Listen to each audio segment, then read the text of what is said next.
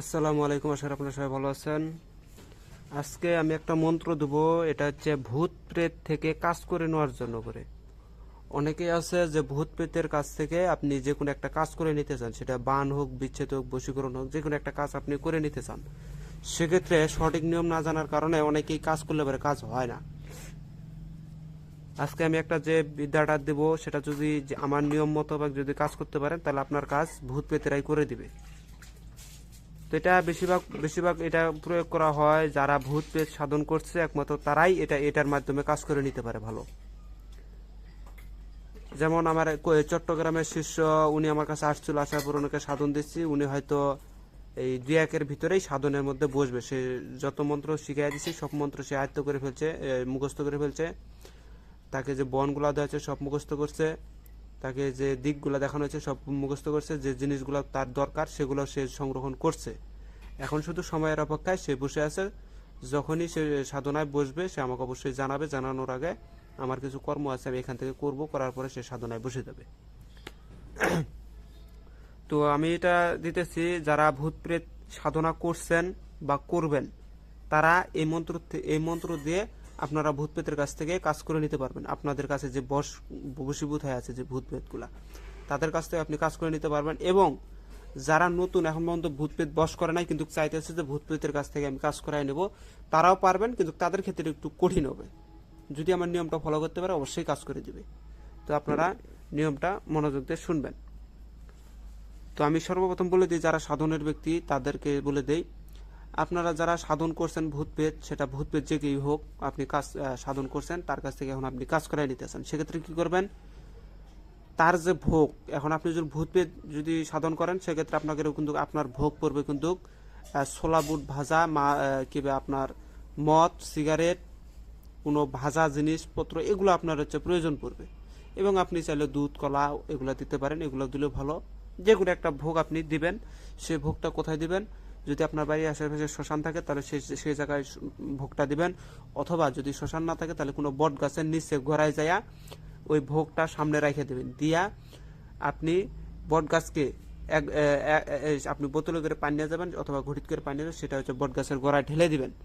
দেওয়ার পাশে বট গাছের কাছে নিবেদন করবেন। করার পরে আপনি বট গাছের মধ্যে 3টা পাক মারবেন। 3টা পাক মারবেন। এখানে কিছুটা গুমর আছে, যেটা আমি বলতেছি না, বললে পারে সবাই সবকিছু করতে পারবে, যার কারণে এটা বলতেছি না। আপনাদের শুধু কাজের ফায়দাটা নেওয়ার জন্য করে বলতেছি। 3টা পাক মারবেন। পাক মারা আসার পরে সামনে বট গাছকে সামনে রেখে আপনি বসবেন। বৈশা আপনার যে ভূত প্রেতের কাছ থেকে তো আপনি আপনার যে গোলাম হয়ে আছে যে ভূত প্রেতগুলা, তার কাছ থেকে তো কাজ করে নেবেন। এখন যখন কাজ করে নেবেন, আপনারা যখন সাধনা করবেন, অবশ্যই সে ভূত প্রেত যখন আপনার কাছে আসবে তখন আপনাকে যে কোনো একটা নাম বাতায় দিবে। অথবা যদি নাম না বাতায় দেয়, তাহলে আপনারা কি করবেন? এটা নাম জানাটা ভালো, সেক্ষেত্রে আপনার কাজ করাতে ভালো হবে। যেমন আপনার নাম জানা নাই, তাহলে আপনি এখানে মন্ত্রটা আমি বলে দিতেছি, এখানে এভাবে আপনারা বলবেন। মন্ত্রটা বেশি না, 1 মালা জপ করে ওখান থেকে চলে আসতে পারবেন। ওই আপনার যে ভূত প্রেতগুলো আছে আর নিজে এসে আপনার কয়েকদিনের ভিতরে কাজ করে দেবে। আর যারা নতুন, যারা ভূত প্রেতের কাছে কাজ করে নেয়, তাদের ক্ষেত্রে 7 দিন তাকে সময় দিয়ে দেবে। 7 থেকে 14 দিনের ভিতরে সে কাজ করে দেবে, কিন্তু আপনি কাজ করবেন এক রাতেই। তো মন্ত্রটা বলতেছি, মন্ত্রটা শুনবেন। ওং নম, এখানে আছে অমুক মম অমুক করায় সিদ্ধি কুরু কুরু সোহা। এই জায়গায় আপনাকে বলতে হবে, যদি আপনি বশীকরণের কাজ করেন তাহলে আপনাকে বলতে হবে যে ওং নম। এখন অমুকের জায়গায় আপনার যে ভূত পেতে যদি নাম জানা থাকে তাহলে নাম বলে দিবেন। আর যদি নাম জানা না থাকে তাহলে আপনি বলবেন ওং নম আমার অদৃশ্য শক্তি মম অমুক অমুককে বর্ষ করায় সিদ্ধি কুরু কুরু সোহা। এভাবে আপনারা মন্ত্রটা জপ করবেন। আবার বলতেছি, যেমন আপনার অদৃশ্য শক্তির নাম জানা নাই, সেক্ষেত্রে কি করবেন? আর সেক্ষেত্রে এভাবে বলবেন যে ওং নম আমার অদৃশ্য শক্তি মম অমুক অমুক, মানে অমুক অমুক যে নামগুলো আছে যে জায়গায়, সেখানে আপনি বলবেন যে অমুকের ছেলে অমুকের অমুক অমুক অমুকের গোলা, যেমন একটা মেয়ের নাম বলবেন যে অমুক মেয়ে অমুকের কাছে বশ্যতা শিকার, মানে এখানে ওনারা শর্টকাট হবে মন্ত্রটার ভিতরে যে বশ, এতটুকু হবে।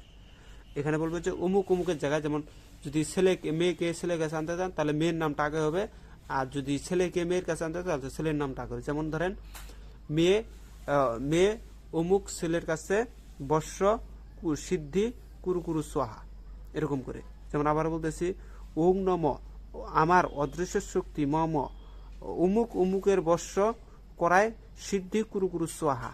এই মন্ত্রটা একমালা জপ করে থিয়ে আসেন, দেখেন আপনার কাজ কি করে দেয়। যাদের সাধন করা আছে তিন দিনের ভিতরে কাজ করে নিতে পারবেন, আর যাদের সাধন নাই তাদের ক্ষেত্রে 7 থেকে 14 দিনের ভিতরে তারা কাজ করে দিবে।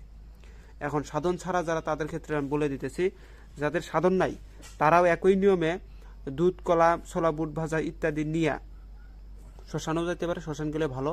শ্মশানে যদি না যান তাহলে শ্মশানের আশেপাশে কোনো পুরাতন বট গাছের নিচে যা ভোগগুলা দিয়া গাছের গোড়ায় পানি ঢেলে দিবেন, দিয়ে গাছকে বলবেন বিনয়ের সহিত যে আপনার কাছে যে অদৃশ্য শক্তিগুলো আছে তাদেরকে আপনি হুকুম করেন, সেজন্য আমার কাজগুলো করে দেয়। এতটুকু বলবেন। বলার পরে এই 3টা পাক মারবেন গাছকে 3টা পাক মেরে এসে সামনে বসবেন। বসে আপনি রুদ্রাক্ষের মালায়, গুরুর দেওয়া রুদ্রাক্ষের মালায় মন্ত্রটা গুরুকে স্মরণ করে, গুরু মন্ত্র পাঠ করে গুরুকে স্মরণ করে আপনি মন্ত্রটা জপ করবেন। এখানে আপনাদেরকে বলে দিয়েছি যে কিভাবে জপ করবেন। এখানে বলবেন ওং নম অদৃশ্য শক্তি, এখানে শুধু অদৃশ্য শক্তিটা বলবেন, অথবা এটাও বলতে পারেন যে ওং নম বটবৃক্ষ অদৃশ্য শক্তি, এভাবে বলতে পারেন। কিন্তু বটবৃক্ষ প্রয়োজন নেই, যেহেতু আপনি বট গাছের গোড়া দিয়েছেন। সেক্ষেত্রে আপনারা বলবেন ওং নম অদৃশ্য শক্তি, অথবা ভূত প্রেতেরও নাম দিতে পারেন যে ওং নম ভূত প্রেত মম অমুক অমুক করায় সিদ্ধি কুরু কুরু সোহা, এতটুকু বলবেন। এই যে অমুক অমুকের জায়গায় আপনার কাজের নাম বলে দিতে হবে। ছেলে মেয়ে যদি বানের কাজ হয়, যদি কাউকে যদি ভূত সর করে দিতে চান, সেক্ষেত্রে খালি শত্রুর নামটা দেবেন, অথবা তার পিতার নামটা দেবেন। যেমন আমি বলতেছি শুনেন, ওং নম অদৃশ্য শক্তি মম অমুক্কা পুত্র অমুক্য সোহার করায় সিদ্ধি কুরু কুরু সোহা, সোহার করায় সিদ্ধি কুরু কুরু সোহা, এতটুকু। এগুলা মন্ত্র কিন্তু শর্টকাট, কিন্তু এগুলা ক্ষমতা অনেক, কিন্তু এগুলা কি একটু বেশি সময় ধরে জপ করতে হয়, তাই এগুলোকে সিদ্ধি মন্ত্র বলা হয়।